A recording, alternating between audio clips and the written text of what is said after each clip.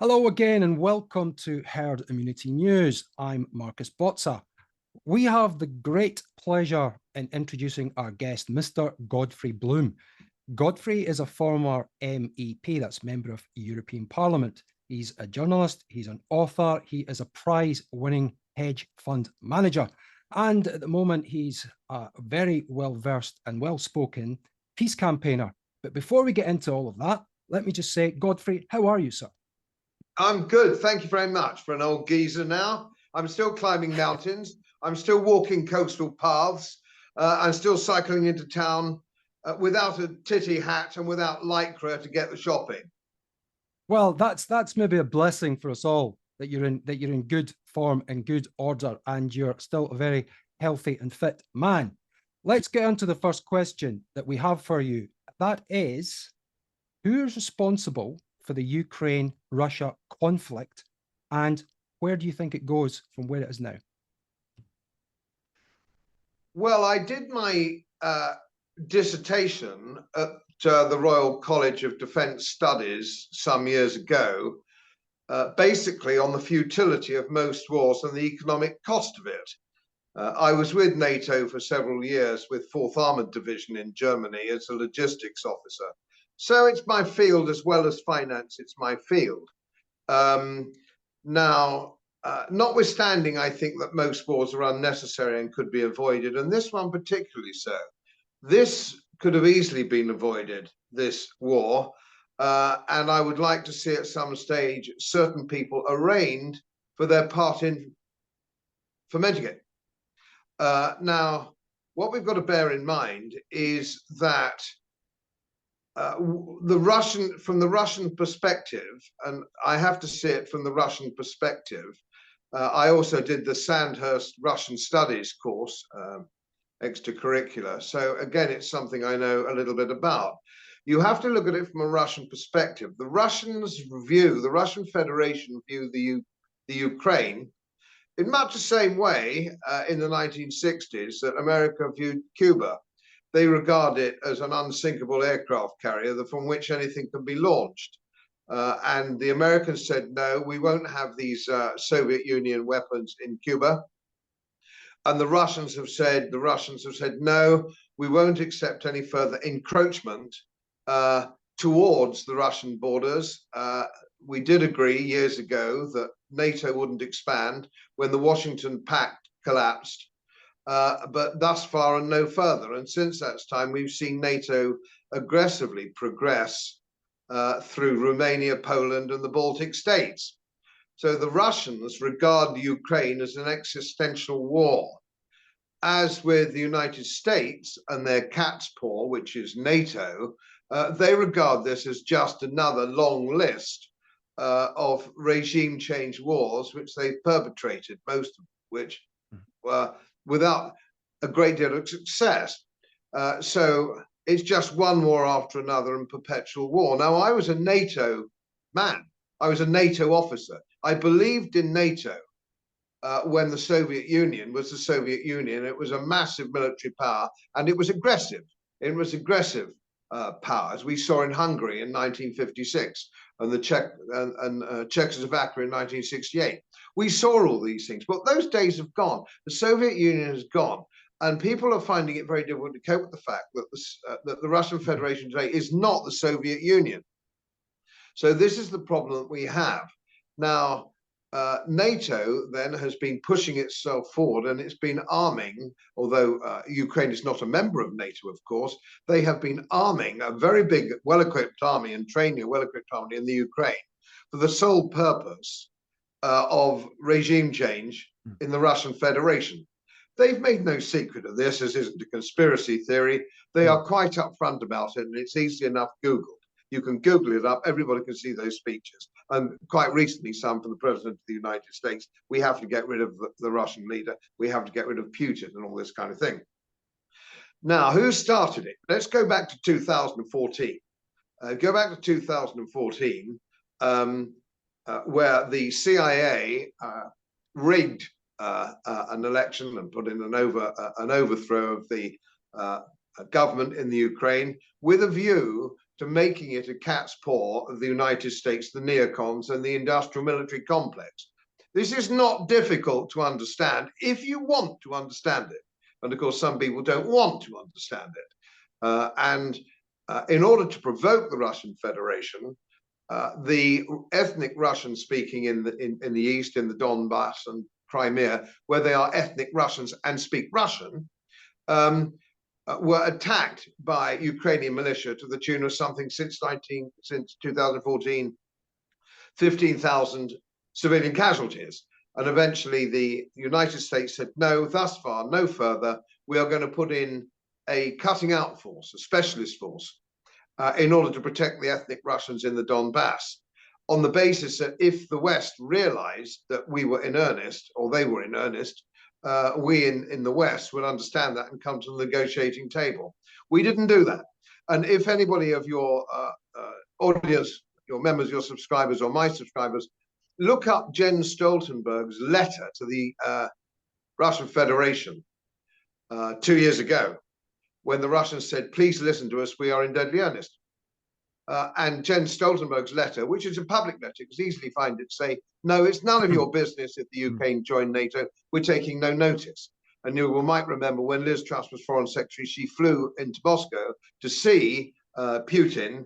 And when she came back, why we're sending really failed housewives over to do this kind of important work, I really don't know. She wanted Brits to take up arms, Godfrey, and go across and have a go, remember? I know these people shouldn't be in office. These people are dangerously stupid. Anyway, when she came back, Putin actually said she just wasn't listening. She wasn't listening. And of course, we've seen it go from there. And we've seen the war progress and escalate from there. It's quite unnecessary. It didn't need to happen. And I would like to see NATO immediately disbanded. I think we need to get rid of the neocons in Washington. And we need to realign the whole system of defense, understanding what a defense treaty is and what an aggressive treaty is. NATO is not what it used to be, or anywhere close to what it used to be. Russia isn't the Soviet Union. We reckon there's probably 400,000 Ukrainian and Russian casualties so far for no good reason. It's scandalous, it's immoral, and I would like to see some people go to jail. No, absolutely, and you've summed it up perfectly well. And a lot of people see Ukraine as the blunt implement into which to fracture Russia. You're coming out with amazing information that you'll never see on the mainstream media, you'll never see in the mainstream press. And every member of this political class, every jack man of them, are all saying the same thing, that we're winning this war. Should they look up the definition of winning? Well, I've often said, and for some time, I've said that the long and short of it is that nobody actually really wins a war. Everybody suffers in this. And of course, by the time the depleted uranium weapon systems and the cluster bombs are finished, vast tracts of some of the most fertile land in the world is going to be useless. Ukrainians are leaving the country in their millions. It's going to be depopulated. All of this is unnecessary. And of course, in Washington and London, they are still saying there will be no negotiation.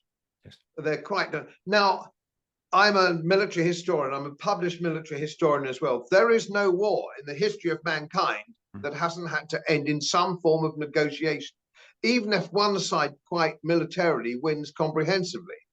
You had the Versailles Treaty in 1918, which was a rotten treaty, admittedly, and we went back to war again in 1939. And then in 1945, of course, we lost the peace in the 1939-45 war, because all sorts of silly things happened. And the worst thing that happened there, of course, was electing a rabid socialist government in 1945, which means that Germany overtook us by the late 1950s. You couldn't, again, think of a more stupid outcome of a war that we were supposed to have won. So this can only finish, I think, sadly, and it doesn't need to, and I think it's going to be finished by Christmas, when the Russian flag flies in Kiev. Yes. And there has to be negotiation, and it'll be a Versailles style, and it will have to lead to the neutralization of the Ukraine, which is all that the Russian Federation wants. They don't want to occupy the Western Ukraine. Who did? Who would? It's the most disgusting and corrupt part of Europe and probably part of the world. It's appalling. Nobody wants it. It stinks. So they don't want it. They just want to protect the Russians, and they want to maintain the Crimea, which is Russian, has been Russian since the days of Peter the Great. So the whole thing is totally unnecessary. That's what's going to happen. The question is, do we really need another probably 70 or 80,000 Ukrainian young lives sacrificed to get there when there's nothing left? And of course, if I may just add, Mark, the other problem that we have, this isn't like Vietnam. Hardly any Americans know there's a war going on. They couldn't put to the Ukraine on the map. They're mildly annoyed that 78, 90 billion dollars has been sent there and nobody knows where it is. They're mildly annoyed about all that, and they're mildly bewildered that those weapons now have been taken to Africa, and indeed, I gather the cartels in Colombia and Mexico, because of the chicanery and corruption in the Ukraine. But your average American doesn't get it. Blue-collar America, Joe Sixpack doesn't get it because no American lives are dying.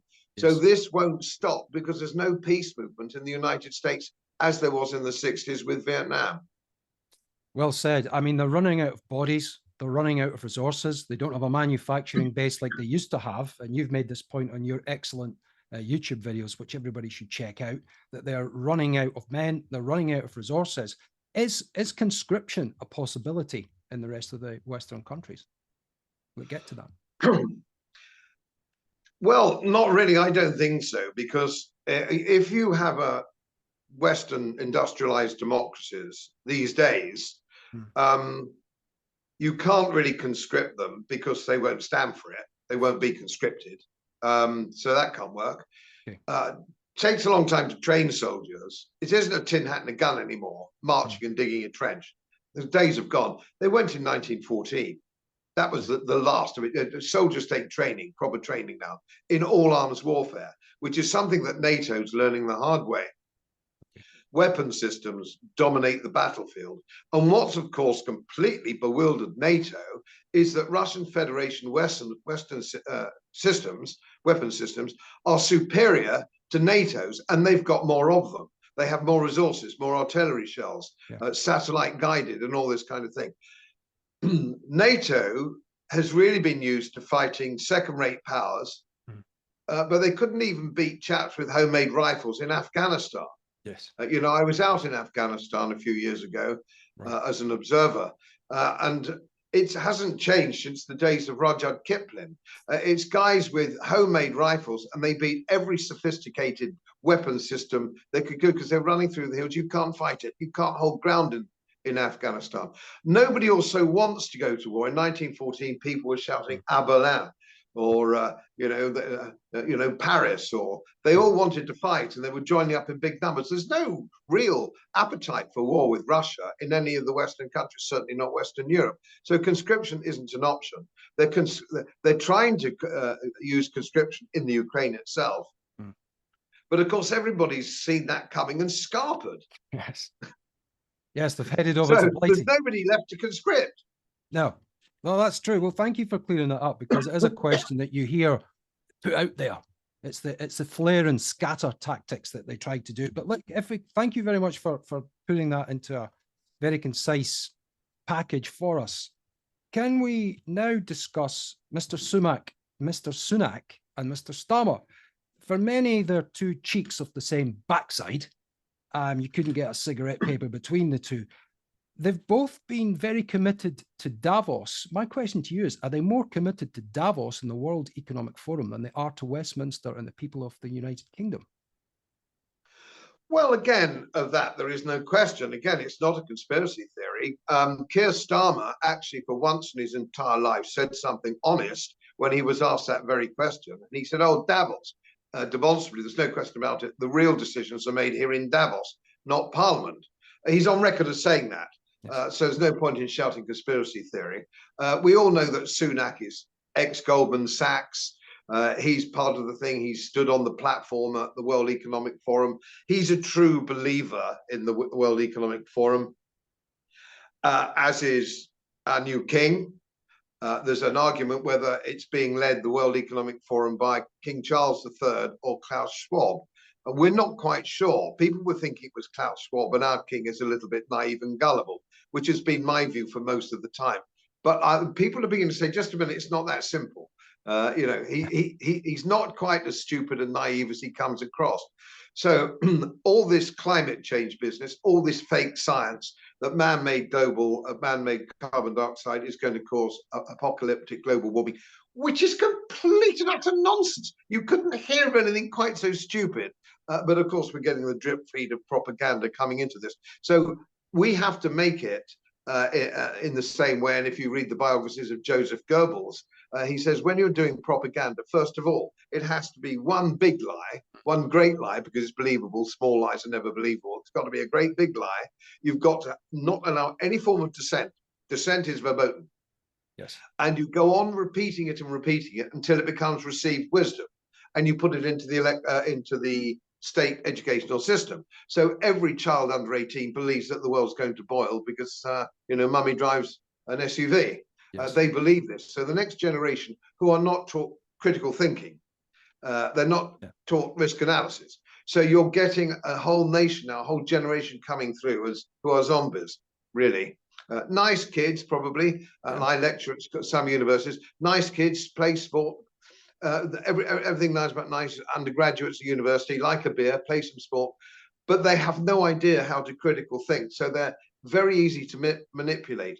Plus the fact, of course, if you don't train things at school, like the principles of English law and the British Constitution and the Bill of Rights in 1688, it's very easy to take things away from people if they don't know they own them already. It's very easy to do that, and that's what we're seeing happening now. So Sunak's part of the game, the King's part of the game, the Chancellor of the Exchequer is part of the game, the Archbishop of Canterbury is part of the game. So he's got another platform. He has an Anglican Church platform in order to perpetuate this kind of nonsense. The only difference is these days there's nobody in his churches to actually perpetuate the argument. He's managed, and previous archbishops have driven everybody out of the Anglican Church. Yeah. So yes, their loyalty is to the World Economic Forum, fellow oligarchs, Bill Gates, George Soros, Mark Zuckerberg, all these people, BlackRock, Vanguard, all the massive institutions which control the world. People today think when they vote in this country, they're voting for a new government, or they vote out the Conservatives and they vote in Labour, that it's going to make any difference. It's utterly futile. Yes. It doesn't matter because they don't work for you. They don't work for you.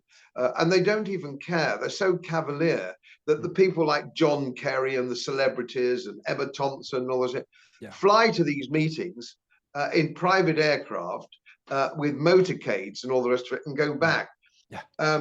Even Her Majesty, it's sad to say, and I held the Queen's Commission, even Her Majesty said 2 years ago, and you'll probably remember, Mark, and that is when she got onto climate change, which is actually political, incidentally. They have no business to talk about it at all. But she said, we have to change the way we do things. But she didn't mean her. She meant you and me. Not the royal we. No, it was the royal. So she's not going to get rid of Balmoral, Windsor Castle, Highgrove, Buckingham Palace, the King's Flight. None of that is going. Oh, perish the thought. None of that is going. It's we little people who can't go to Spain on holiday. It's we little people who've got to eat bugs. It's we little people who've got to live in ghettos in our own cities. Now, the point is, Mark, how long are people going to put up with this? Well, I would have said they won't put up with it for very long, Mark.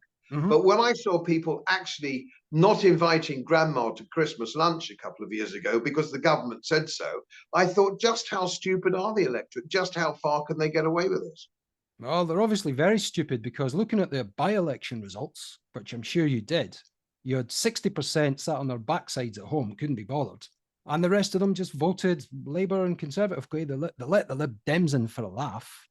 But it's very worrying. More people are waking up. There's no doubt about it. And when they go onto your website, they were shaken up with the lockdowns, the pandemic. I recommend that anybody that's watching this, any of my followers and subscribers, if you're not already, go onto Godfrey's incredible website where the plethora of information you did, sir, fact-based, peer-reviewed on the vaccines. But we won't go down that rabbit hole today. Getting back, just another question to you. What people are very worried about and what's in the news at the moment is the control that the banks have over their lives. Your friend and colleague, Nigel Farage, has been the vanguard. He's been the champion for this. The narrative seems to be going to a central banking digital currency.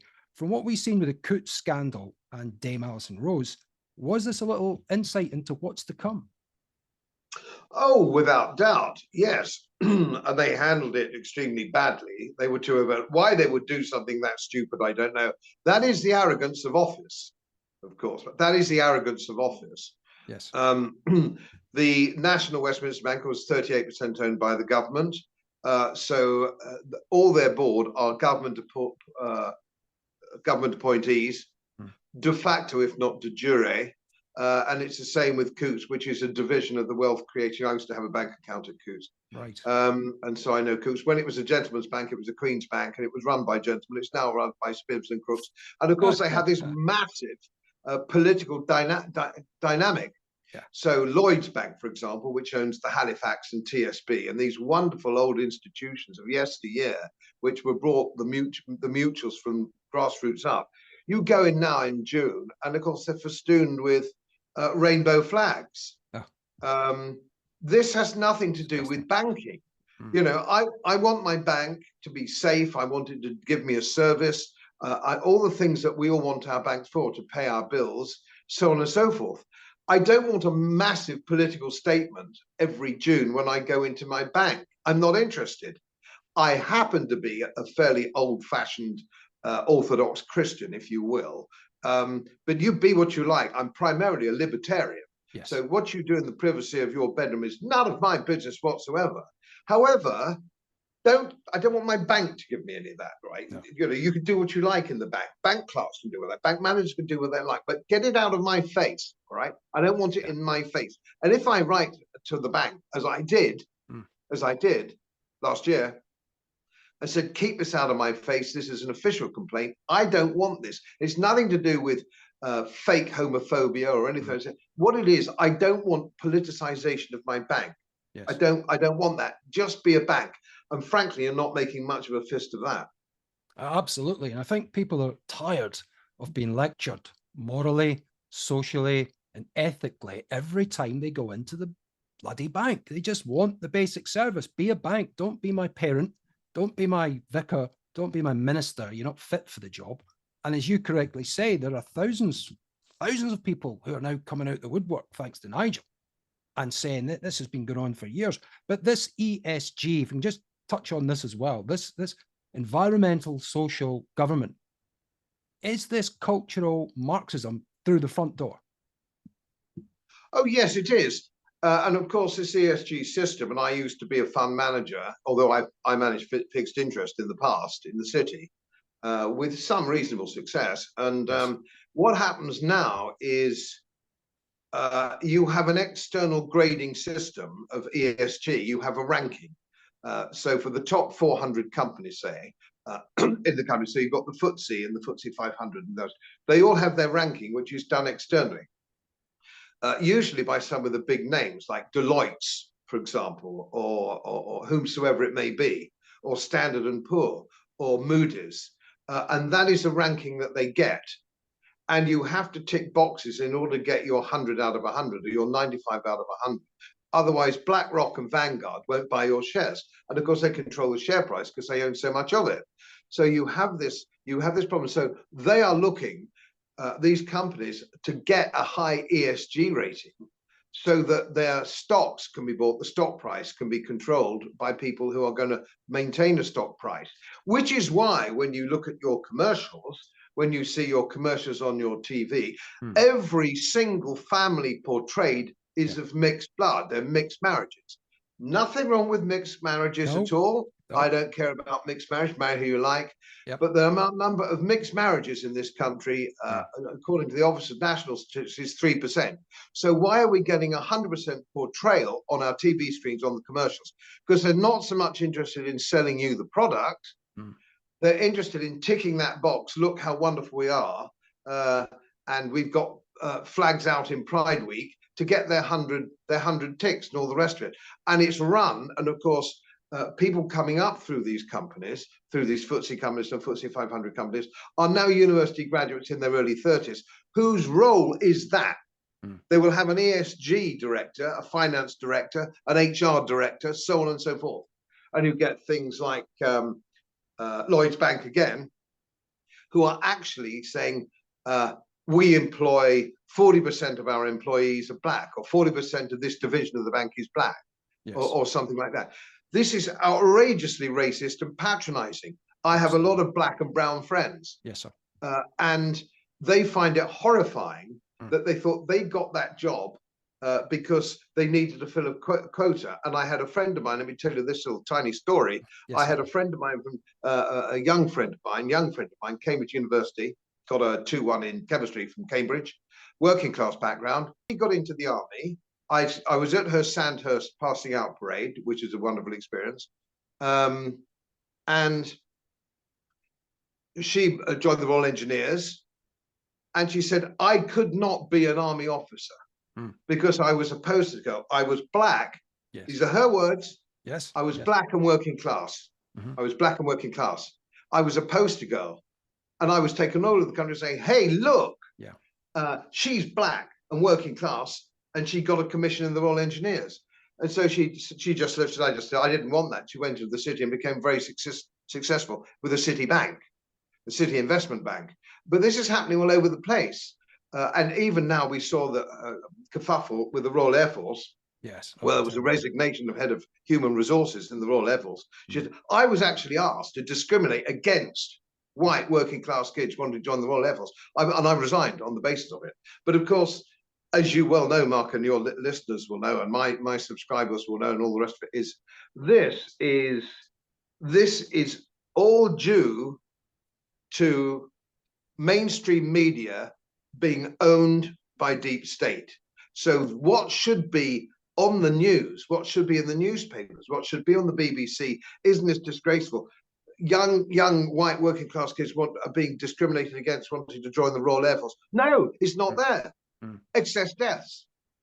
Sorry to go down that route again, but you know, all that Andrew Bridgen was saying was, we have 40% excess death. This is monster. This is monster. Thousands of people dying every week who wouldn't otherwise be dying in between the ages of 25 and 41.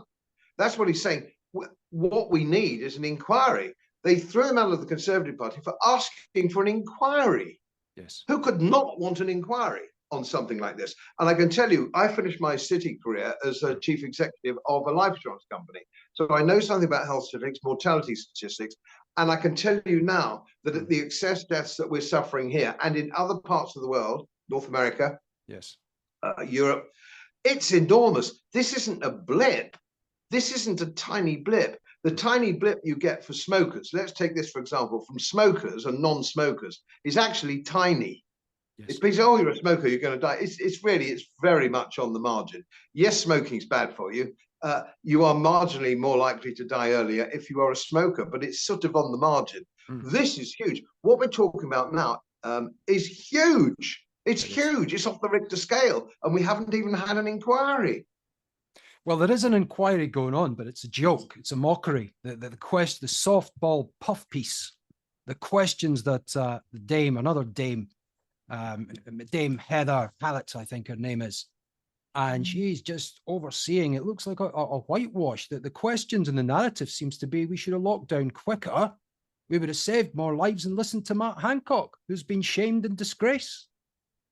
It's terrible. Well, of course, if you go back to the late 1700s, you'll find that if you were a pregnant, anemic woman shortly to give birth, they bled her with leeches. Yes. And when she died, as she was bound so to do, the doctors then thought, damn, they should have put more leeches on her. Yes. not fewer, more. And this is what we should have had: more jabs, earlier jabs, more lockdown. These people, of course, but are they really, really stupid? No. Or are they all part of the WF fabric? Because if you want to build back better, if you want to reset, you have to destroy what's already there. It's just like painting a door. You have to sandpaper it down before you put the fresh paint on. This is all that is happening. You have to break what is here, deindustrialize, break the system, break your faith in your country's history. All this is written down. This isn't a Bloom idea. This isn't Godfrey Bloom's idea. This is absolutely, all you got to do is Google up the World Economic Forum, and the latest thing there has come up last week or the week before is your little chips in your finger. You've got to be chipped, like cattle. What about an ear tag next then? You know, like we do with our cattle. We have a small holding here in Yorkshire, or sheep. And, but again, you and I perhaps 5 years ago would have said the British people wouldn't stand for it. But it seems to me they don't. They're quite happy to slip down their trousers and bend over and take it every single time. With no Vaseline, nothing, no, not even a turkey baster. Look, we've got about 5 minutes left. I could talk to you for hours, but it'd probably have to be in a pub somewhere with some liquid refreshment, if that's still allowed, Godfrey. I don't know if they allow drinking in Yorkshire. I don't know if it's been banned yet. I'm leading that one. I'm leading that campaign. There'll always be drink available if you're in this country and breathing. But if we can just sort of finish up in the last couple of minutes, you've touched on what to many is the crime of the century, the crime of the decade, the excess deaths, the myocarditis, the number of heart deaths that we're seeing, especially in men. It's off the scale. What can people do other than give themselves a really good shake and listen, if they want to people like yourself in our little channel in our own humble way? What can people actually do to protect themselves against these tyrants? Well, the first thing they have to do is they have to actually be prepared to do a little bit of spade work. You can't just believe what you see on the BBC or what you read in the newspaper, which is what most people do. And the man most likely to kill you, of course, is your GP, your NHS muppet who does exactly what he's told without question. It's a very sad thing. I think about 4 GPs over the whole country have actually resigned over this. The rest of them go along with it. Now, I have a Christmas card list of about 100, roughly speaking. So that's my sort of immediate circle these days. Now I'm out of politics, about 100. Yes. Out of that 100, I know 12 who have been made seriously ill by therapy. And 2 have died. Right. One was the BBC lady in Birmingham. Lisa Shaw. Was that Lisa Shaw? Yes. God rest her soul. She was in Birmingham. I'd done the show. I didn't know her very well, obviously, but I'd done the show. God rest her soul. Yeah, absolutely dreadful. We have another guy who's a barman, and the rest were people who are now having treatment for myocarditis, who were hitherto perfectly fit. Now, here's the worrying thing, Mark. Yes. They're not joining the dots. They're not joining the dots. They think it's the most extraordinary coincidence. Cognitive dissonance, maybe, Godfrey. Cognitive dissonance. It's too horrific. That's how you get through your life. Well, perhaps cognitive dissonance is the only way to get through without going mad. I'll declare, and I've put it on my Herd Immunity News channel, that I'm unjabbed, I'm unvaccinated. The moment that the BBC said this is safe, I was out. I was done. And I kind of was done anyway, because I've got medical practitioners in our family, and they all said, I know, I would leave that one.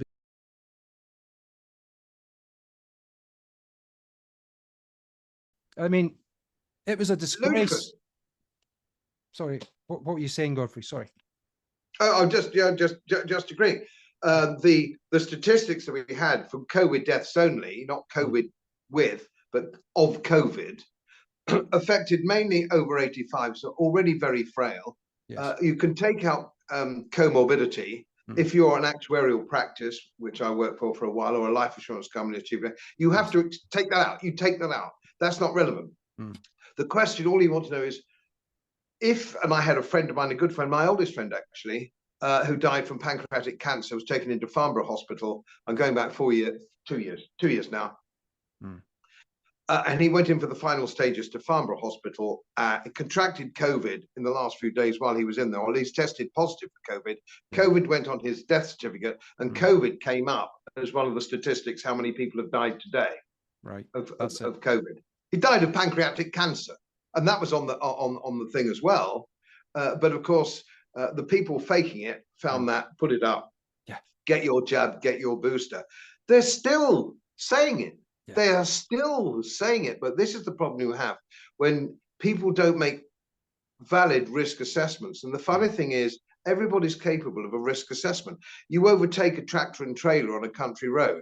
You make a risk assessment. Yes, it's going, I can see far enough ahead to do that. A risk assessment, shall I fly, go by taxi, go by car? It's a risk assessment.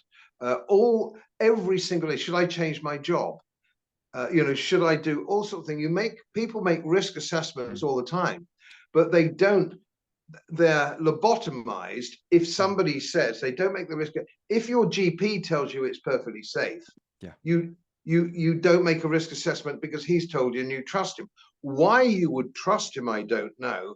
Because I had a young friend of mine who told me, he was at university, said the medical students are there for 5 years. It's the exams are memory tests and the questions are by big pharma.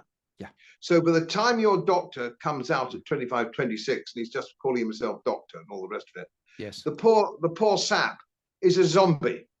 He's a robot. He is never going to say, just a minute, I'm now treating twice as many patients for young patients for heart conditions. He doesn't think, he doesn't join the dots. He doesn't join the dots. I had a doctor say to me the other day, oh, I've got long COVID. And I said, I can't understand it. I've had all my shots and I've had my booster and I've got long COVID. He still wasn't getting it. No. And you let people I wouldn't let a GP near me. No, no. Well, listen, Godfrey, we've only got a little bit of time left, and all I can do in this time is thank you so much for appearing on Herd Immunity News today, sir. We'd love to have you back on to speak about other subjects another time. All I'll say to our followers, our great followers and subscribers, please join Godfrey's campaign, peace campaign. Join his information sources. Find them. We'll put all the links on here. Great website, great YouTube account, and great Twitter page. Mr. Godfrey Bloom, sir, thank you very much indeed for joining us at Herd Immunity News. Great pleasure. Thank you for inviting me. Thank you very much, Godfrey. Take care. As most of you know, my work is very heavily independently research-based, and I get my information from all over the world. It would help if you press the subscribe button and the little bell next to it, because the more subscribers I have, the more likely it is that international independent research institutes will share their material with me. It's most helpful, and then of course I automatically share it with you. So surprise, won't cost you anything. Thank you very much.